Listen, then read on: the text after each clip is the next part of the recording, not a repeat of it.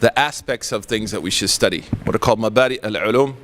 You know, there's this poem, Man ramma fannan falyuqaddim awwalan ilman bihaddin thumma mawdu'in tala, like we went through this poem that organizes the sciences for us. And then last year, because I think the entire program was handled by Yaqeen Institute, mashallah, who does a great job. I wasn't here. And then now, again, we're here again. So, traditionally, you know, if you really want to study Islam, you should be very serious about it. You should be making sure, when I converted, I'm a convert to Islam, by the way, you know, you should be grabbing people by their neck and telling them, teach me or go to hell. And I'm being serious about that. My teacher initially from West Africa was like, I'm busy. And I said, you know, as a convert to Islam, I'm going to complain to Allah subhanahu wa ta'ala that you didn't teach me. And that's not a lack of adab. And then he said to me, you know what, like, this is what I need to hear. So I memorized the Quran, alhamdulillah, with him, and studied with him for 10 years. I lived with him. So I'm not saying do that to everybody because you might freak them out. But like, you should make sure that you have a relationship with teachers in your community. These conventions, YouTube lectures, snapwas, those are like salt on the food. And knowledge is like an investment.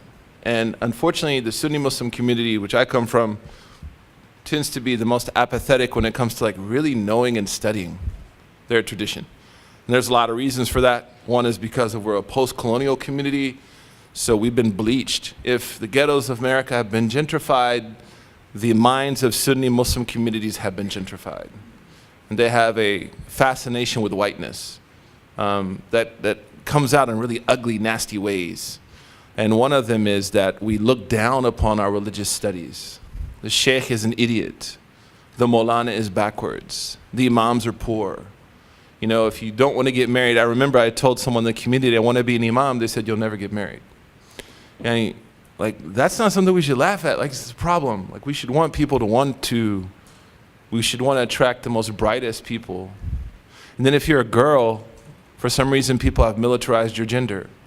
So it's even more difficult to have access to scholars, which is really unacceptable. So knowledge is really an investment. It takes time.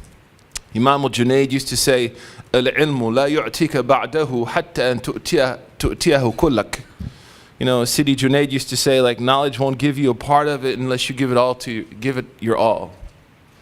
Like, you've got to invest. And one of the things that we learn is to read books with teachers. Like, this is something that's very important. It's so important that the teacher that I read books to the most in Egypt was actually blind, Sheikh Ali Saleh.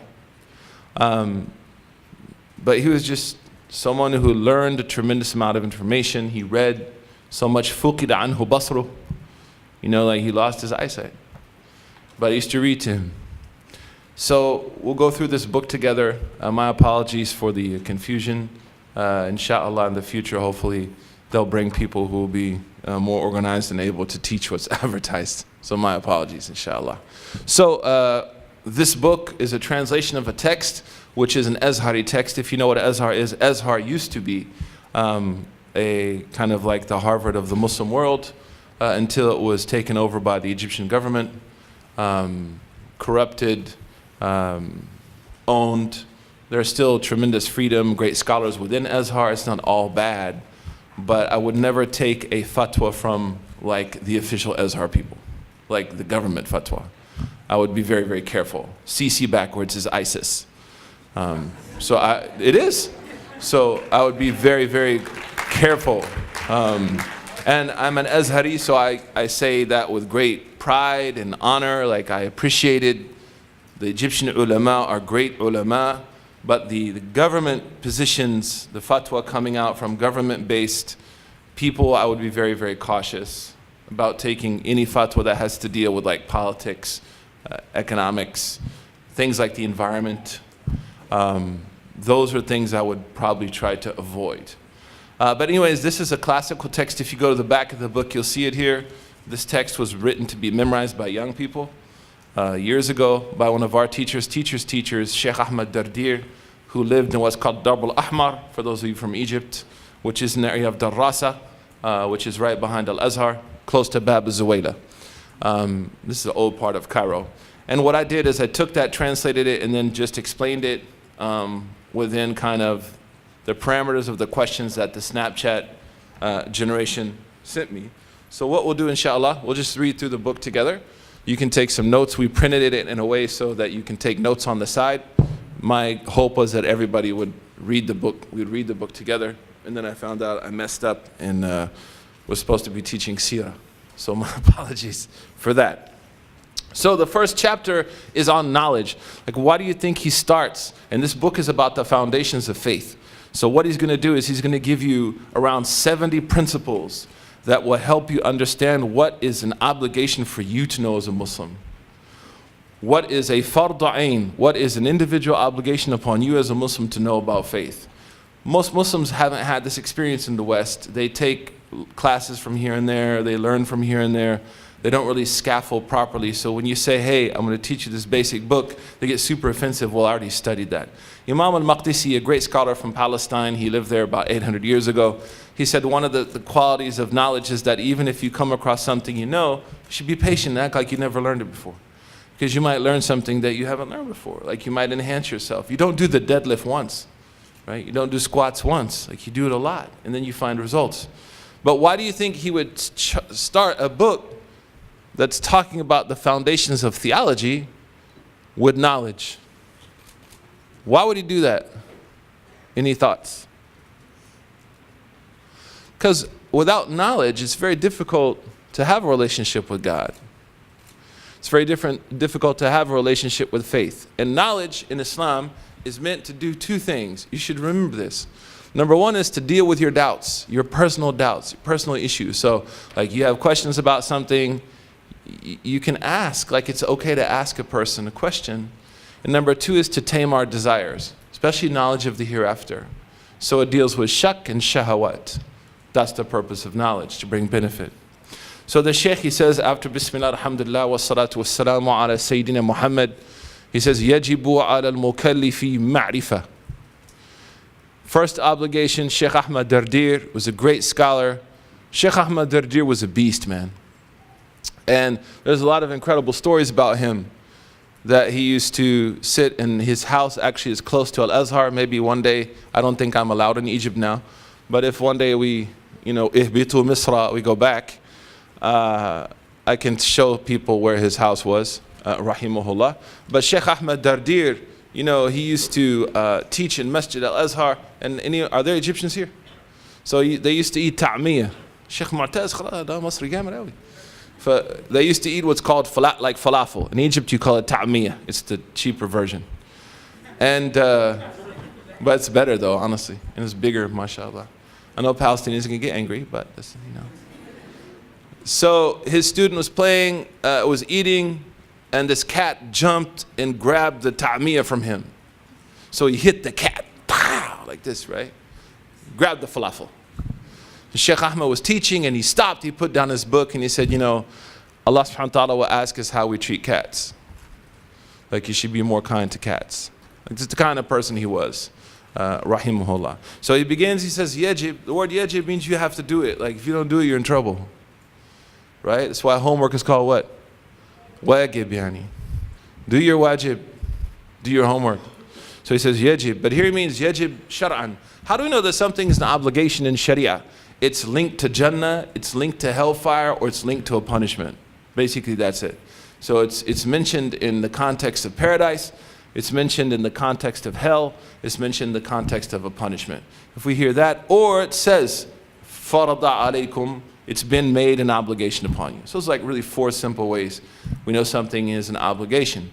But Sheikh, he says something really awesome, super important, that will help you deal with people like Bill Maher, that will help you deal with like people like, Sam Harris. These are really big challenges that we face. The first line of this important text, he says, يَجِبُ عَلَى الْمُكَلَّفِ مَعْرِفَةً مَا يَجِبُ لِلَهِ وَلِرَسُولِ وَلِنْبِيَاءِ الْكِرَامِ وَلِمَلَائِكَةِ. He says, the first obligation upon any responsible person is to know.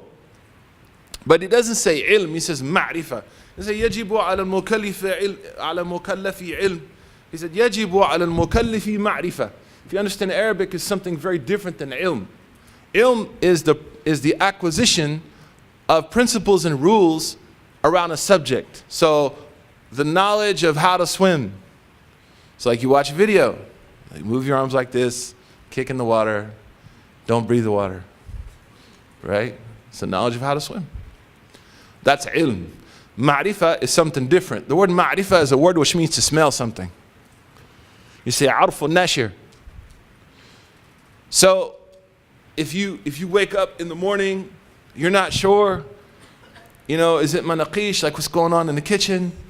I smell something good. Is it aloo paratha if you're from Pakistan? Is it, sausage and eggs if you're from Oklahoma? Whatever is going down. And you're smelling it and you say, man, what is that? What's that? What's my husband cooking for me? Oh my gosh. And that's what my wife says every morning, I'm sure. She ain't here. So, wow, like what's that smell? It's so awesome. Oh my gosh. And the more you smell, the more you start to know. That smell is called arf, like a dog, yani arf.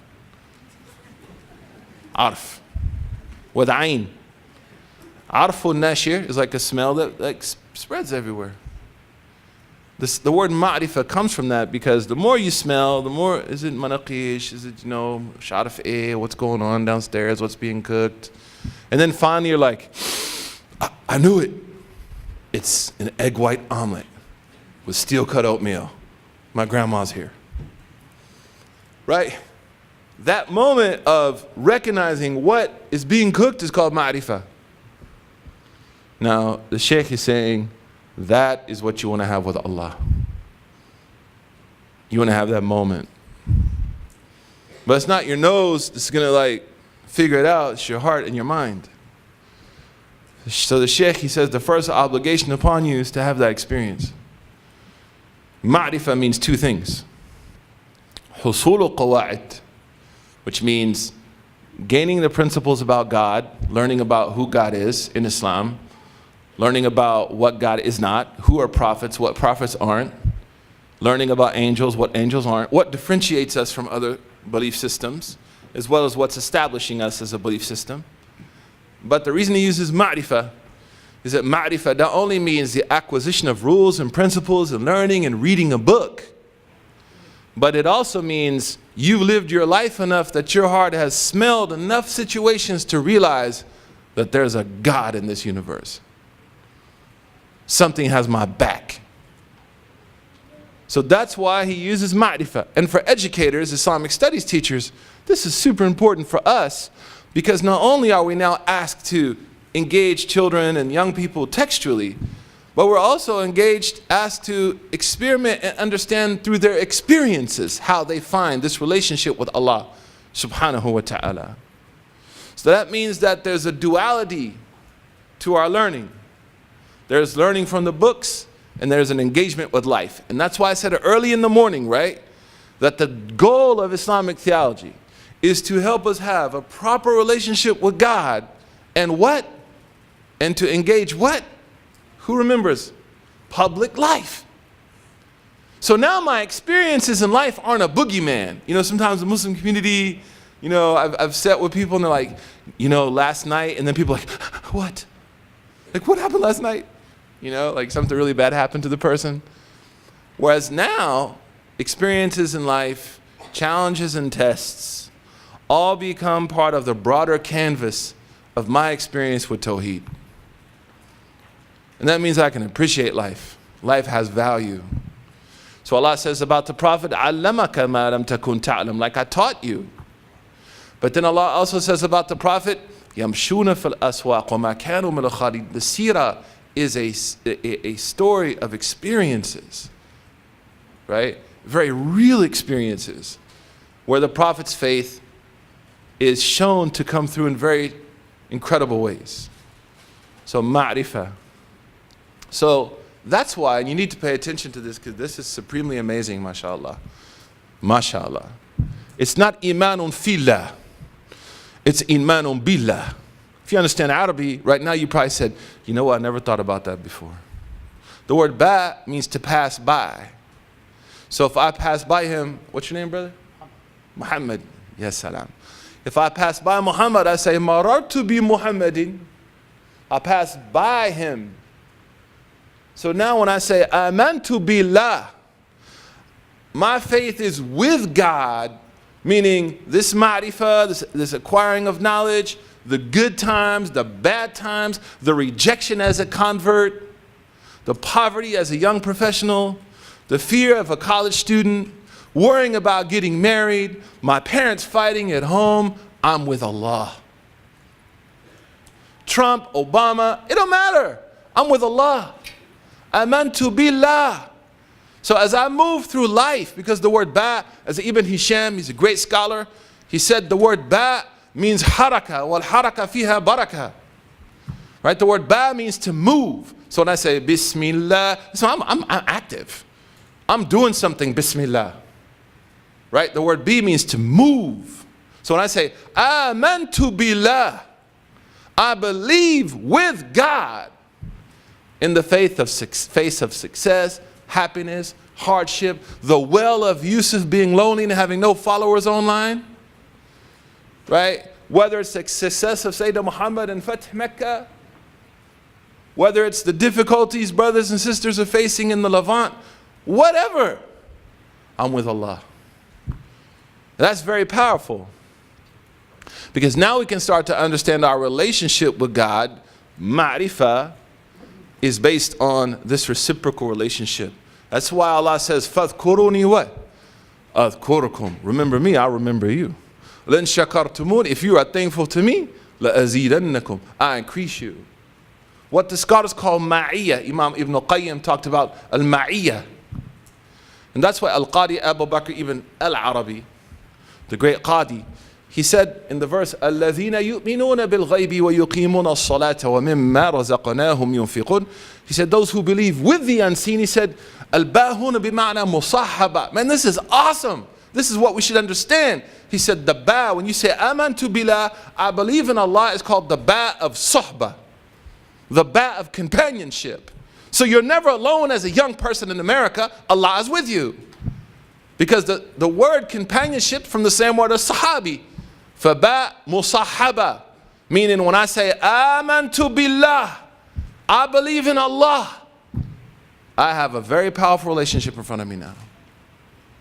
That's why Allah says, huwa ma'akum aynama kuntum. And that's going to keep me from sin. When I first converted, I had some friends, we were a little crazy when we were young, you know. It's part of being young. It's not a problem. You're young. You're going to do weird stuff. It just happens. You're young. Don't kill yourself if you make mistakes. And because Allah will be there for you when you fall. Sahbah. So we had this brother, he had some issues with marijuana. And we memorized the Quran with the sheikh. We were like 20-year-old kids, man, from Oklahoma. Most of us were from the Bloods. So we used to go to this West African sheikh from Senegal, mashallah. And he was like a great person, man. He just loved people. He was very welcoming. So the brother, he raised his hand and said, Sheikh, I can't stop smoking weed, man. I can't stop that chronic. And the sheikh, he said, I know how you can stop. So we were all like, yeah, I'm not interested. You know? And then he said, next time you want to smoke weed, he said, Bismillah. I said, what? I didn't know it was that easy. He said, no, man, the next time you want to do something like that, say, Bismillahir Rahmanir Rahim. He said, Iqra kida. Read it like that. Don't just be like, Bismillah. No, like read it. You know what I'm saying? Like read it. And the brother, he said, but if I say Bismillah, I won't be able to do it. He said, exactly. Right? Like your sense of shame will come into you. Right? So when we talk about ma'rifah of Allah and faith with God, that means the acquisition of knowledge and principles of faith, rules of theology, as well as experiences in life that come together to live a life of purpose. A believer lives a life of purpose. A believer lives a life of inspiration. So the Shaykh, he says, يَجِبُ عَلَى الْمُكَلَّفِ مَعْرِفَةُ مَا يَجِبُ لِلَّهِ تَعَالَى وَلِأَنْبِيَائِهِ وَمَلَائِكَتِهِ الْكِرَامِ. He said, it is an obligation upon every responsible person. The word for responsibility is taklif. The person that's been made responsible is mukallaf. Mukallaf. I'm just going to mention to you a few things quickly. What's the first obligation according to this book? Just trying to see if people are listening. Is knowledge, experience. Now, how would you answer Bill Maher, who says Islam is anti-intellectual? How would you answer Sam Harris, the most ridiculous pseudo-intellectual I've ever seen in my life, who says Islam is an antithesis to intellectual exploration, or says Islam is a motherlode of bad ideas?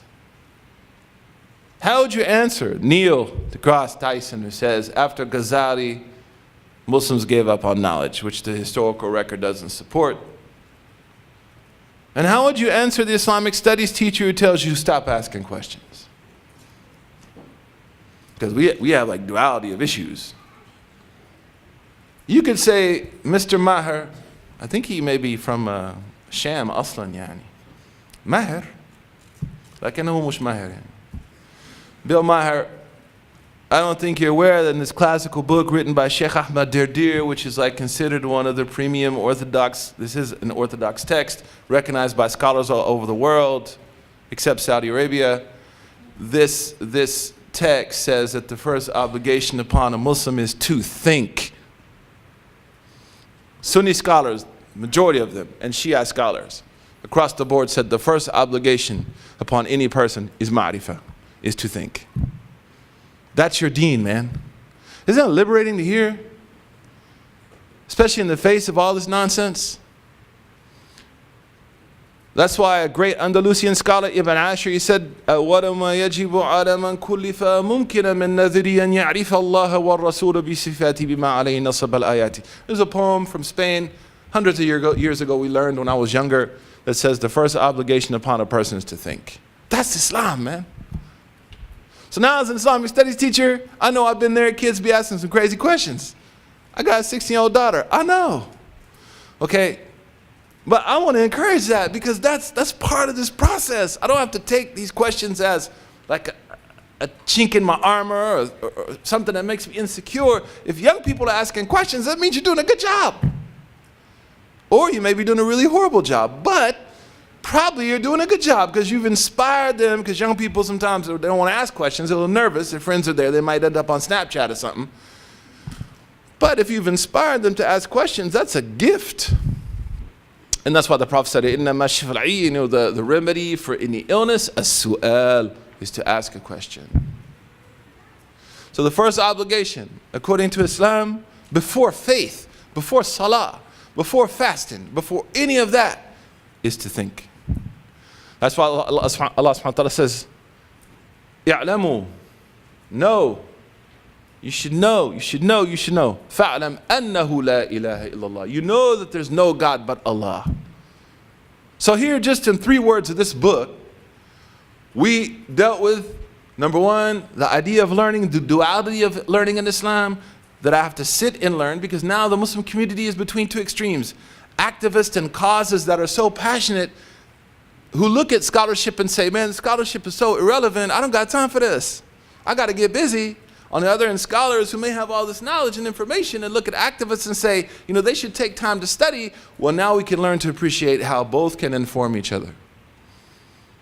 As a parent, I can appreciate like my experiences, my kids' experiences, our knowledge, how that comes together and helps us really talk through and manage our relationship with faith. The second, the first obligation is to learn, subhanAllah. And the third, the mukallaf. Who's the mukallaf, the responsible person in Islam? I'm just going to give you 2 quick things because we have to finish half the book in 30 minutes. First is, I'm just joking, just a quarter. The first is someone that has the physical ability to do the act. right? طاقة, القدرة. يعني I have the physical ability to do it. Like yesterday, Kevin Durant didn't have the physical ability to guard LeBron, so he fouled him, okay? That's qudra. Understand? Physical ability. The second is maturation, intellectual, cognitive, and this is great for educators. This is an amazing subject for us, man. I miss education. You know, I became a teacher because I agreed to live a life of poverty. It didn't work. The second is the cognitive ability. So you get in, if you're an educator, metacognition, metacognition, the ability to think about the world around you, the ability to understand who you are, all this feeds into the idea of someone being responsible. Now that's super uber important because if someone is not able to meet these conditions, Islam grants them dispensation. Al-mushaqqa tajribu taysir, right? It's a great axiom of our Sharia. Hardship makes things easy for people. So for example, parents, I get this question a lot. You know, little Abdullah is like bench pressing 250 pounds, but he still thinks the world has like fairies in it and stuff. So he's physically mature, but mentally he's not quite there. He's like watching an episode of Bright or something on Netflix. Like he's not really aware of reality yet. We say this is taklif naqis. So with a child who may be physically mature but mentally immature, we should be kind to them, like merciful to them, and like not like, you know, do you understand like 2.5% of your income is zakat? Give me that goat bank. We don't have piggy banks. Give me that goat bank. On the other end, you may have someone who's really, really mature, intellectually mature, but physically not able to do certain things. So we accommodate them. We accommodate them. A young girl may start menstruating, but mentally she may not be there yet. So there's two conditions of complete taklif. Remember this. Number one is the intellectual component, the ability to absorb and process correctly information. And number two is the ability to physically do it. If one of those are missing, we call it taklif naqis in the Ahnaf, the Hanafiya. Right? Taklif naqis, a not deficient form of obligation, but an excuse for a person. If someone has both, then they become responsible. That takes us into 3 or 4 issues that are hitting our community right now. OCD. OCD would be considered something that would allow someone to excuse themselves from certain things. I'll give you an example. When I was an imam in a community once, there was a great sister who would sit after salah and make dhikr for at least 45 minutes. At first, I thought, wow, man, she's super pious, man. Like, she has no life. She's just trying to make dhikr all day. Like, man, what a life, you know? But then one day, I walked by and she was crying. So I thought again, wow, she's like crying out of dhikr. I'm so horrible.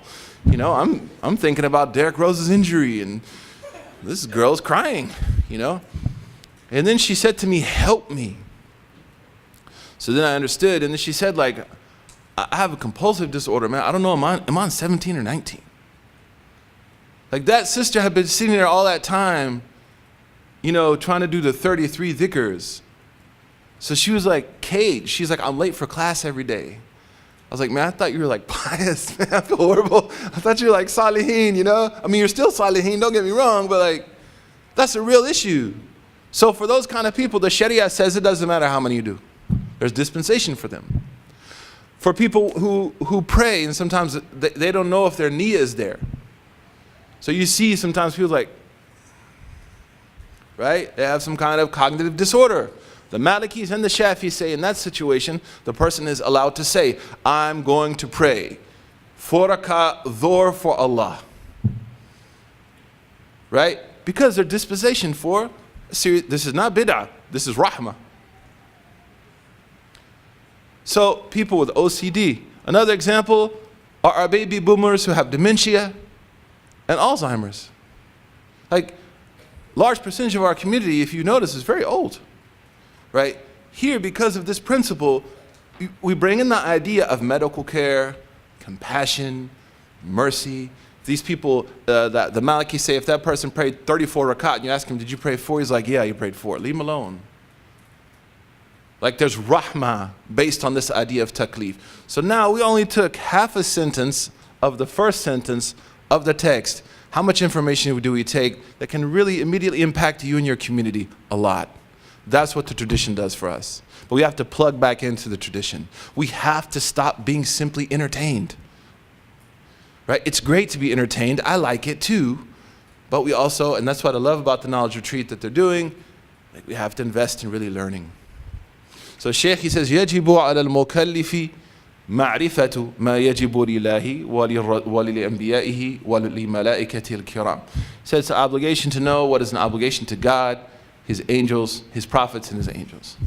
Khalas, we took one line. We're not going to explain everything. We took the obligation to learn. Number two, the duality of learning, right? And those of you who know Howard Gardner, learning styles, that whole process of learning through experience, that's where you can, I had kids before I was teaching them about qada, throw frisbees at the wind in Oklahoma. They were like, you can't beat the wind. I was like, you can't beat qada. Right? That can help us expand the idea of Islamic studies into different areas. And then we talked about the idea of responsibility and who's excused. And if we say that the first obligation is to know, that takes us into a lot of discussions about people who never heard about Islam before, right? And what we believe will happen to them in the hereafter. We are the only religion who says their case is to God. Now that takes us to Allah. The other thing also we took was that faith is companionship. That's so awesome to know, man. It's not like your relationship with God. No, man. This is your companionship. Allah is with you. His deen is with you. The haqq is with you. Rahmah is with you. And you watch things on TV and you start to get down. Don't forget. وَهُوَ سَمِيعٌ عَلِيمٌ عَلِيمٌ بَصِيرٌ Subhanahu wa ta'ala.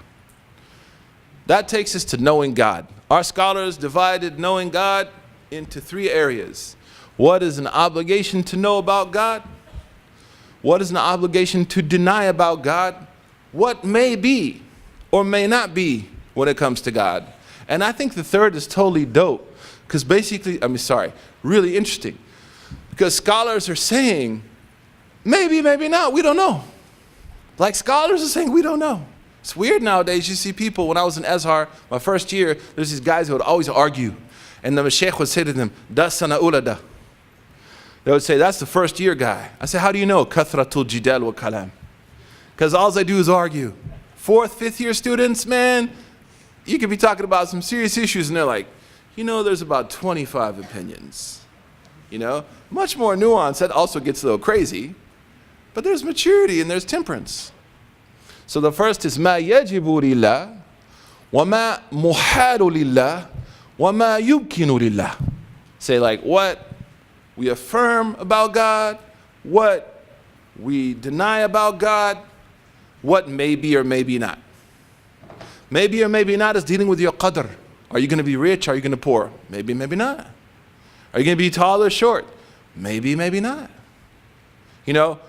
All that's what's called mumkinat. So the first are called wajibat, the second are called mustahilat, and the third are called mumkinat.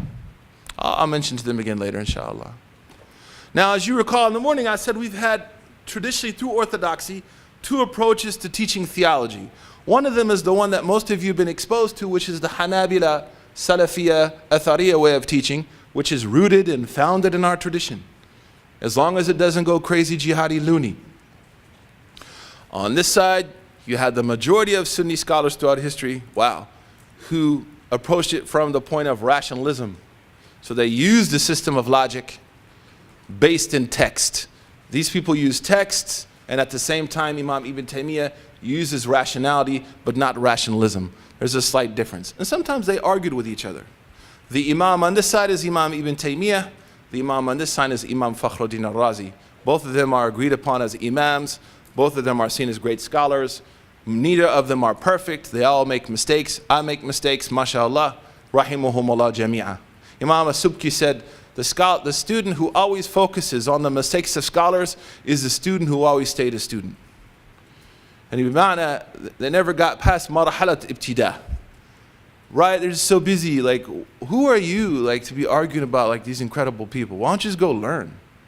I remember once my teacher, when we were doing Warsh al-Nafi', because we studied these qira'at in Egypt, alhamdulillah, Hirz al-Amani of Imam al-Shatibi. And I remember he used to say to people, one sheikh there is a great scholar in qira'at, he used to say, why don't you study the qira'at? I said, I don't have time. He said, really? What sheikh did you backbite this morning? I say, yeah, you know, this morning actually we were talking about such and such sheikh. He said, well, you had time to know about all these different shuyukh, all their mistakes, but you don't have time to learn all the different qira'at. He said, what are you going to say to Allah? I said, I'm going to say I wasted my time talking about people. Like, mortality is the best way to Windex your heart. Just remember you're going to die. When you think about dying, eyebrows mean nothing.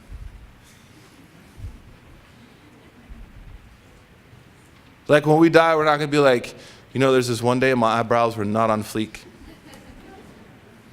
No, it's going to be, I didn't pray Qiyam that day. Dang, that would have been a light in my grave right now. Whereas a brother, like, when you die, if you looked after your six-pack abs, more than the 5 pillars, doesn't mean don't have six-pack abs. Don't get me wrong. Don't go to Boadi, you know what I'm saying? That bread, man. Whew. If you're Egyptian, don't eat kosher. It's just not going to happen. But that shouldn't define who we are. All of that are like ornaments in the foundations of life. Imam al-Razi, when he teaches theology, he does something very different. He teaches you universal principles about God, universal principles about prophets, instead of getting into the technicalities of theology.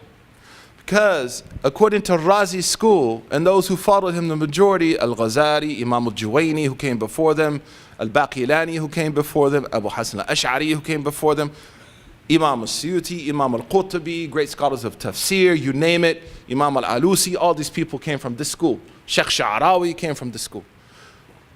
His goal is to prepare you for public life. So what he does is when he talks about God, he says the first obligation to believe about God is he exists. He doesn't say like, let's take 18 hadith about God's existence. Are they sahih? Are they da'if? Did they really happen? Did not happen? Why? Because he knows that's a universal principle that's going to prepare you for public life. So when you meet other people who may believe in God, instead of starting out with the differences, you can start out with what? And as a community organizers, you can appreciate this. You're always encouraged to start out with what with people? Where you what? Where you concur. It's the genius of what he's doing. How many of us as converts, we went home and told our parents everything we don't agree with them about Islam? And then we're like, why did they become Muslim? Instead of saying, you believe in God, I believe in God. Okay, cool. Now let's talk about God. And iron it out. So the Sheikh is going to mention 20 principles. We'll go through them super uber quickly, and then we'll go to the prophets. We'll finish the prophets today, and then we'll continue tomorrow. So he says, فَيَجِبُ لِلَّهِ تَعَالَى 20 صِفَةً. He said, فَيَجِبُ لِلَّهِ تَعَالَى 20 صِفَةً. There are 20 things you have to know about God. This is like, I know 20 things, dude, you good. 20 things, not hard.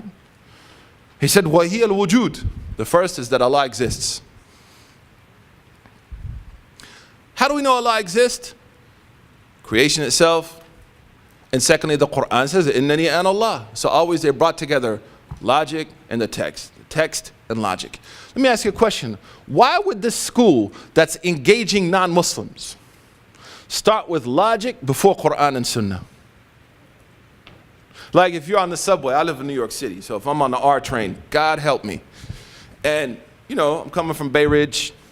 I've had my nice tea in the morning, stopped by Biladi's, you know what I mean, hooked it up, some za'atar, and I'm rolling into Manhattan. I'm sitting next to, you know, someone having a soy latte and some hemp-based t-shirt with like some green shoes, a gentrifier. And then I'm like going to talk to them about God. Should I be like, you know, Allah subhanahu wa ta'ala says in the Quran, وَمَا خَلَقُتُ الْجِنَّ وَالْإِنسَ إِلَّا لِيَعْبُدُونَ مَا أُرِيدُ مِنْكُمْ رِزْقِي وَلَا أُرِيدُ وَمَا أُرِيدُ أَن يُطْعِمُونَ I'm going to start quoting the Quran to them. Or am I maybe going to have to use a little swagger, a little hikmah, try to bait them, try to get a conversation started? Which one do you think is going to be more effective for someone who doesn't believe in text and believe in the Quran versus the Quran or universal principles that are Quranic that they don't even know but they agree with? What do you think? That's why he's doing this. Because the goal is to prepare you for public life. Remember this, it's very important. It permeates the tradition. So he says the first obligation is to believe Allah exists. automatically inferred from that is that what is an obligation to deny is the opposite. So if we believe Allah exists and we affirm Allah exists, then the opposite is what? Non-existent. So you took one word with two meanings. These people don't waste time, man. So when he says al-wujud, he means also al-adam. Existence, we believe. Non-existence, we deny. Allah's existence is so powerful in the Quran. This is amazing. I'll try to make it quick. If I call Muhammad and I'm right there at the end of that table and he's here, I'm going to say, Ya Muhammad, yeah. But if I'm right here, I'll be like, Muhammad. Is there any dua in the Quran where you say, yeah? Because Allah is that close to you, He exists. So, Rabbana, not Ya Rabbana. Rabbi, not Ya Rabbi.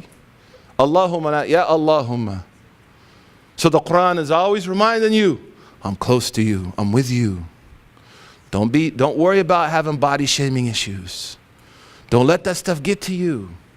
You colored your hair and messed it up. It's not the end of the world. You can tell I got a daughter.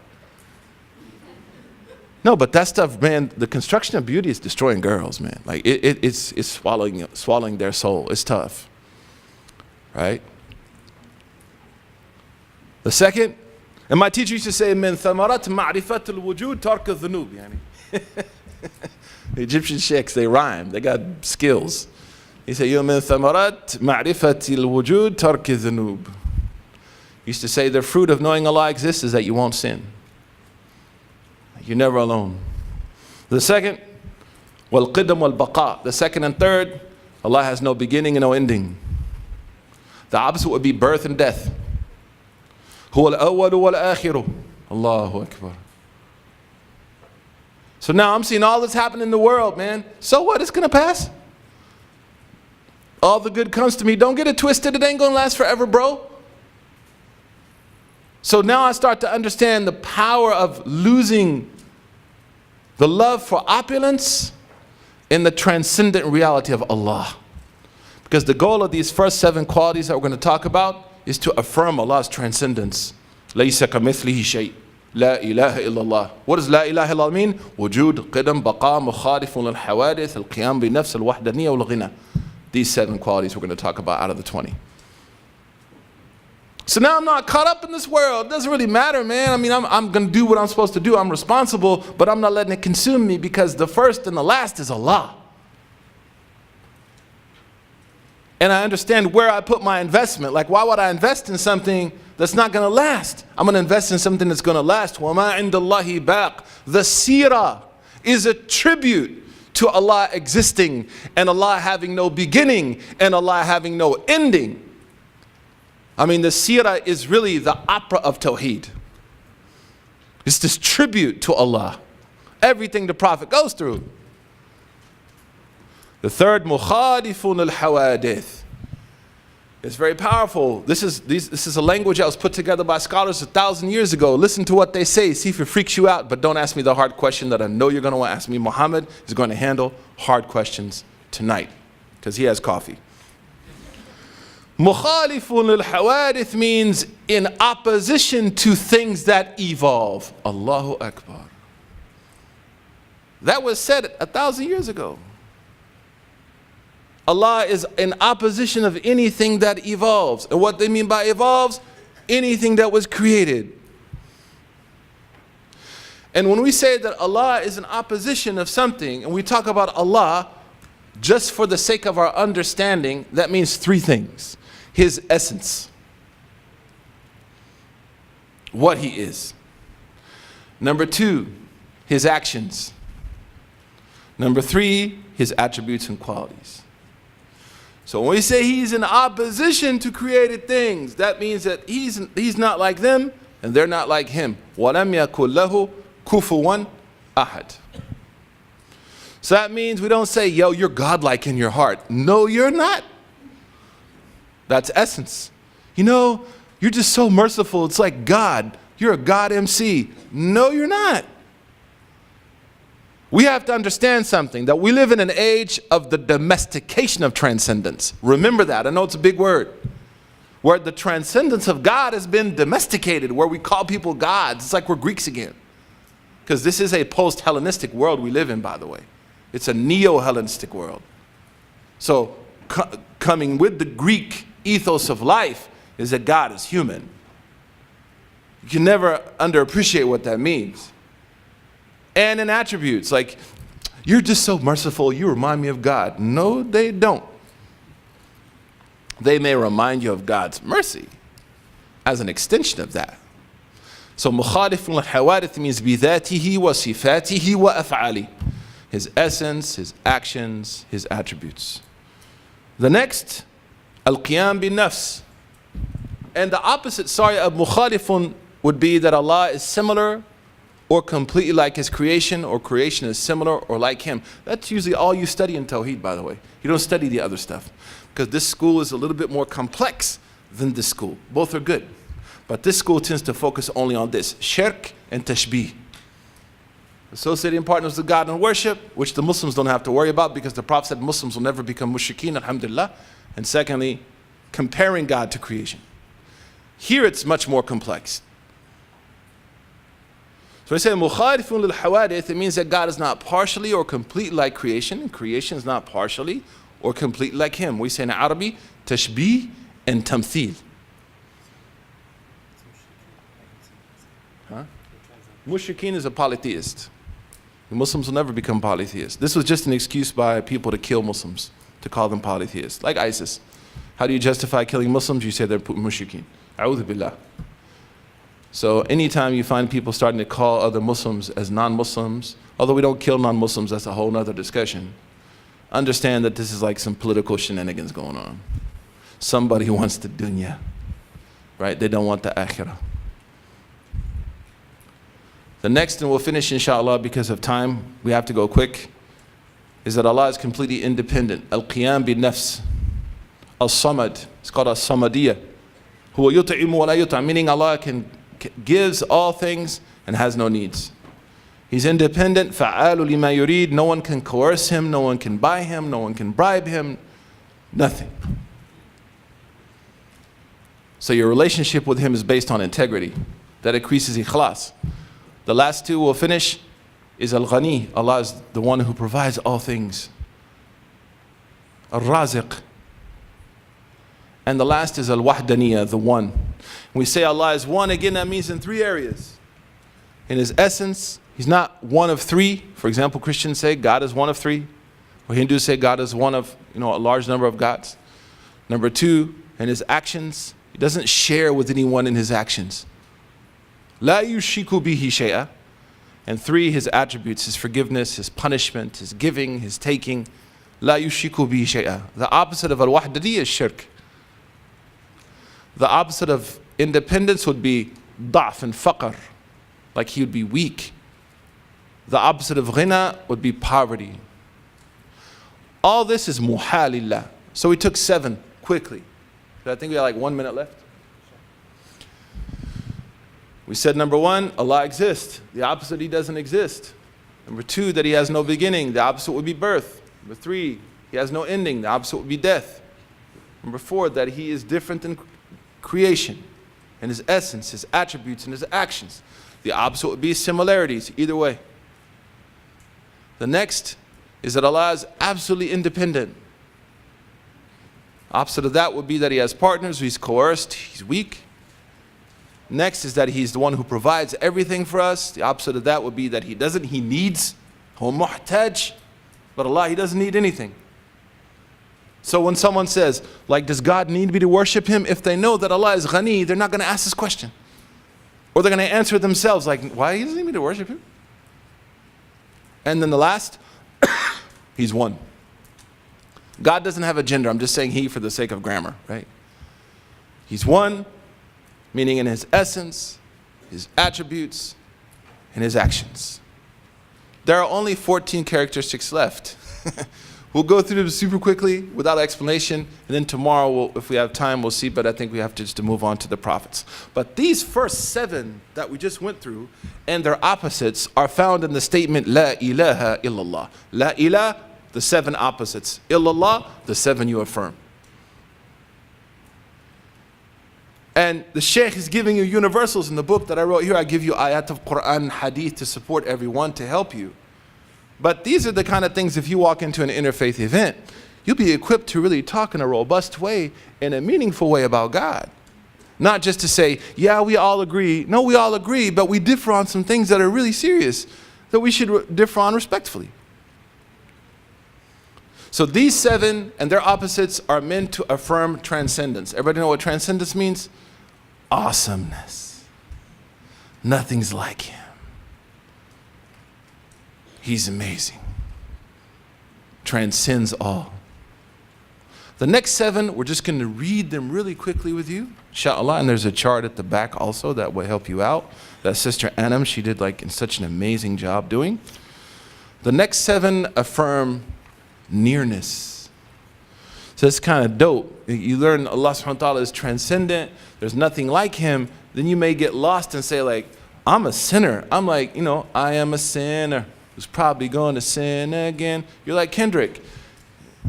You're struggling. These are good kids. They don't know these songs. I need to be careful.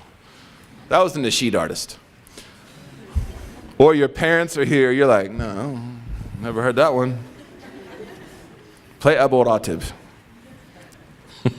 Rabbana, may Allah bless him. But the next 7 are meant to remind you God is close to you. So while in Islamic theology takes on a really daunting task, that is to affirm Allah's uluhiyyah, to affirm his divinity, but then at the same time to tell you, you have a relationship with him. His closeness. It's like it takes 2 opposites and makes it work. So it makes our theology really powerful. Because if I believe God is transcendent, I'm inspired to live a life of greatness. I'm inspired to sacrifice like Sister Ahad. I'm inspired to take on challenges in this country. I'm inspired to put a Black Lives Matter sign in front of my masjid. I'm inspired to stand up for justice. Because God is God and God is good. But then in my lowest lows, I know he's close. So I don't get lost in transcendence.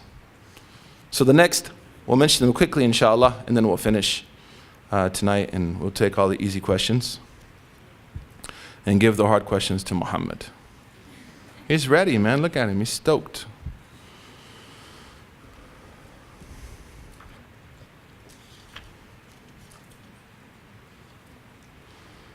So the next, if you go to page 15, you say, wal haya. Allah is alive. SubhanAllah, man. Thank God. You can get lonely out there, man. They say that loneliness is the 2nd greatest cause of death in this country. There's a book called Being Mortal. You should read this book. It's freaking amazing. About this physician who goes to an old folks' home. May God protect us from those. And if we open them for Muslims, may we open them with ikhlas and ihsan, because it's needed. And he said, I went in and these old people's health was like going down the tube, so I bought them plants and pets, and in 2 months their health increased. They had purpose. So al-haya, life. The second, al-ilm, is knowledge. The third is Allah, so he's all-knowing. The third is Allah has a will, irada. And the irada of Allah is that we worship him and serve him. The Japanese and ancient Japanese culture stated that if someone doesn't have kusi, which is like a will in their life and a higher purpose, then it leads to death. It's like we can move above like collecting sneakers. Like really? Like, things like this to living for greater purpose.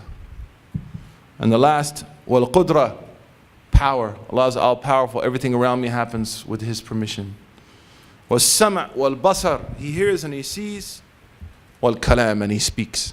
Through the Quran, alhamdulillah, through kalam al-azali. So these are meant to remind us that Allah is alive. He's knowledgeable, so I'm not alone. He has a will that has made clear to us what that will is. I can tap into the divine will, subhanAllah, which is Islam and ibadah and worship. He's all powerful, so I feel strong even if I'm being oppressed or I feel like I'm going down or I'm on the losing side. If I'm doing what's right, Wallahu ala kulli shay'in qadir. Was-sam' wal-basar, that deals with my tasawwuf, my tazkiyat an-nafs. Like I know Allah hears and sees things, so I'm going to live a life of responsibility. I can't abuse my spouse if I know Allah sees and hears me. I can't backbite people if I know I'm being watched. And then the last is al-kalam. So we'll stop here. Tomorrow we'll take the last 7. And the opposites of these would also be forbidden. So the opposite of life would be what? The opposite of knowledge would be what? Ignorance. The opposite of power would be what? Weakness. So you can go in and write those. They're in the text itself. And we'll pick up tomorrow. Inshallah, we'll finish the other 7 and we'll be done. And we'll start with prophets, inshallah.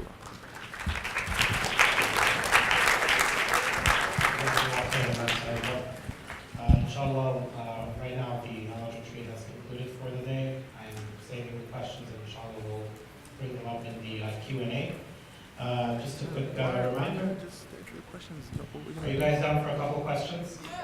All right. Real quick. I mean, where are we going? Oh, sorry. What's the difference between doing something for Allah and something for the betterment of humanity? So, you know what's really cool? We would talk about this in the 3rd book I'm working on, which is on Tazkiyat an-Nafs. Those of you who follow me on Snapchat, I was like, yo, send me questions, like 300 questions, mashallah. Which is based, again, on a book written by the same guy, Sheikh Ahmad Dardir, called Al-Kharida Al-Bahiyya, rahimahullah. First of all, if you're doing something for humanity, it's automatically understood to be for God. That's how merciful Islam is, man. So let's say like you went and saved 1,000 penguins. And then at the end of the day, you went home, pulled out your apple cider, started to Netflix binge, and you're like, oh my gosh, I didn't make intention to save 1,000 penguins for Allah. The only thing that demands explicit intention are acts of ibadah. Salah, fasting, hajj, and my iman. When the Prophet, إِنَّمَا الْعَمَالُ بِنِيَّاتٍ, Imam al-Ghazali, Ibn Taymiyyah, others mention, niyyah is an obligation in certain things, wudu, salah, but not saving penguins. And this is a mercy of Allah. Because imagine how many times a day, like you just do something good for someone, like just out of habit. It's automatically understood. The default is you did it for Allah. Alhamdulillah. So congratulations on the penguins. What's the best advice you can give for someone who is struggling with salah? I mean, especially these shorter days, we all struggle. I think with salah, it becomes a challenge. Number one is to have a good support group around you, like people who will call you in the morning, people who pray. It's good to be around people who pray. You know, irka'i ma'ar raki'in. Allah said to Maryam, be with people who pray. So having a strong support group. And just remember, like, the virtues of prayer, you know. One of my teachers used to say to me, the obligatory prayer have 3 rakat, 4 rakat, and 2 rakat.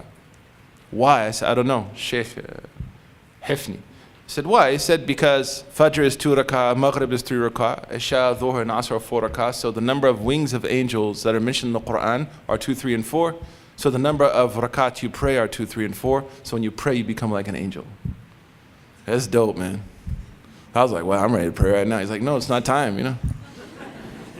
So when someone struggles to pray or they feel lazy, go to read a book like Riyadh Salihin, Gardens of the Righteous, and just read like the chapters on the virtues of prayer. Like, you should love prayer, man. When the Prophet would say to Bilal, "Arihna biha ya Bilal." Then you could take courses like Qalam, you know, as like this course on prayer. Like, take those courses to like revive your sense of connection. I think Yaqeen has some things that revive those connections to acts of worship. That's super important also. How bad is it that I find the Prophet to be more merciful than Allah, considering the opportunities he had to harm people yet didn't? That's a good question. Well, who sent the Prophet? You know, the Prophet's not doing anything outside of what Allah has commanded him to do. So the Prophet actually is a drop of the rahmah of Allah subhanahu wa ta'ala. You know, and when we will know the rahmah of Allah is really in the hereafter. That's why the hadith says, Qasamtu, I have divided my mercy into 99 parts. Only one part is in this dunya. You know, you read the hadith of this person who is really a sinner and comes to Allah subhanahu wa ta'ala. It's in the book, it's an authentic hadith. And Allah asks this person, like, did you do any, and this person will see his deeds, the evil deeds to the horizon. And then Allah subhanahu wa ta'ala will say to him, did you do any good? He'll say, no. It's like he's freaking out, you know. And then Allah subhanahu wa ta'ala will say, okay, take those evil deeds and put them on the scale and take this one good deed you did on the other scale. And then the one good deed will be heavier. No one knows what the scales will be, of course. And he will say, I forgive you, go to Jannah. And then he will say, like, why are you forgiving me? Like, I'm a horrible person.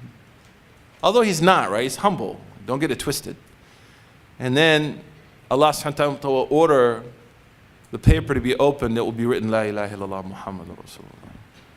So I understand sometimes times are hard, so you could see it that way. So I'm not blaming you for asking. That's an awesome question, by the way, mashallah. But remember who sent the Prophet sallallahu alaihi wasallam. The Prophet is the embodiment of divine mercy, sallallahu alaihi wasallam. Are we supposed to believe that all non-Muslims will most likely go to hell? No, we're not. That's the good question. What about non-Muslims that never heard about Islam? If the first obligation is to know and they never heard about it. And that's why the Sahaba, you guys ask beautiful questions, mashallah. You know, I love the Muslims. There's khair in the Muslims, alhamdulillah. You should love yourselves, man. There's a lot of good in you. When the Sahaba, because when you ask questions that the Sahaba ask, I'm like, that's baller, man. It's the same question the Sahaba ask, right? They came to the Prophet ﷺ and they said, what about the Bedouins in the desert? Like, we never reached them. Like, what's going to happen to our friends? Like, Islam didn't reach them. So the Prophet, and we'll talk about this tomorrow, the Prophet ﷺ said, you know, they will be judged by Allah's rahmah. So for those people that have not heard about Islam properly, I'm not talking about watching the news at night. We say that their case is left to Allah based on the hadith in Sahih Muslim. We don't affirm for them paradise or hellfire. We just say, Allahu Alam. That's it. And we hope, like Allah will forgive them. Unless they're like evil people, you know what I'm saying? Like really, really crazy, evil, sick people, then we hope Allah will, of course, be just with them. But our general hope is Allah subhanahu wa ta'ala will forgive them. Shukran. Yeah, sure. Muhammad's on a roll, man. One more. As a revert, I'm having a difficult time finding resources to learn besides YouTube. What would you suggest? There was another question about a revert struggling with being in the mosque. So reverts, the word convert's probably more grammatically correct. I understand there's this thing to like use the word revert, but revert means like every day you go back to something. And then also there's no need to argue about terms because we have an axiom. We don't have time to take it. It's in the book. La mushahata bistilah. We don't argue over terms anyways. You can call it what you want to call it. But for our revert brothers and sisters, number one is we really have to think about creating our own communities. And what I mean by creating our own communities is not separate from the institutions, of course, like praying in the mosque and stuff like that. But like kind of what Ta'leef has done in Chicago, right? Where you focused on a strategic demographic in the Muslim community and you work on that. I love that. I think that's important, like youth work. But what happens is we try to blend the revert community into existing programming, but we really do have like unique problems, man. Just like youth have unique problems, right? We have unique questions at times that maybe, with all respect there, but like I'm not comfortable talking about certain things in front of people who may not really understand like where I'm coming from and the challenges I'm going through.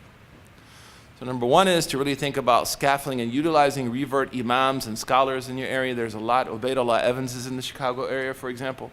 People that you can tie into that have similar experiences to you and can understand you. Like I can't answer sometimes, like I have uncles who I love from the Balad asking me questions that are super Baladi. And I'm like, I'm not from the Balad, man. Like I don't even know the place you're talking about. Like I feel bad. He's like, Lolo, I just need to answer. Like, no, I'm not gonna give you that answer because I'm gonna mess it up. Same thing for converts. The second thing is, I think YouTube videos are not a problem. But I would encourage, like I have a series of YouTube lectures called Mass's Creed, where I explain the second book that will come after this one, right? Get into people that are teaching you texts. Get into people that are gonna take you from page 1 to the end. Doesn't mean that they're gonna be right. Make sure they live responsibly, they're not creeps, they're not weirdos, whatever. I hope I'm not. May Allah protect us from weirdoism. But I'm saying, like, you wanna be able to sit with someone that can say, as a convert, I'm gonna teach you how to read the Quran properly. You know, I'm gonna make sure that your acts of worship are solid. I'm gonna make sure that your life with your family is going well, right? We don't wanna disrupt your family, non-Muslim family relationships. We wanna make sure that you reach your potential. Islam's goal is for you to reach your potential. And then get you involved in courses that take you through, I feel even amongst young people, this is a very similar question, right? Like, how do you get like a proper religious education, man? That takes you from one from alif to ya, as we say. So I'd say that number one is to think about scaffolding locally with local resources that have convert-focused events. Number two is, if it's coming to online education, our institute will start in the spring and will offer like these kind of courses, inshallah, for people, like a Netflix type model, super cheap. Our next book is going to be sold for cost. Like, we're not even asking money because so many people bought this book, alhamdulillah. It's like if you support people, they can give back, they can give you back, right? So the next book is just sold at cost, but it's produced even better than this book because of the barakah of the ummah of the Prophet. So you can go to my website, suhaibwebb.com, sign up, we'll send you some information, inshallah.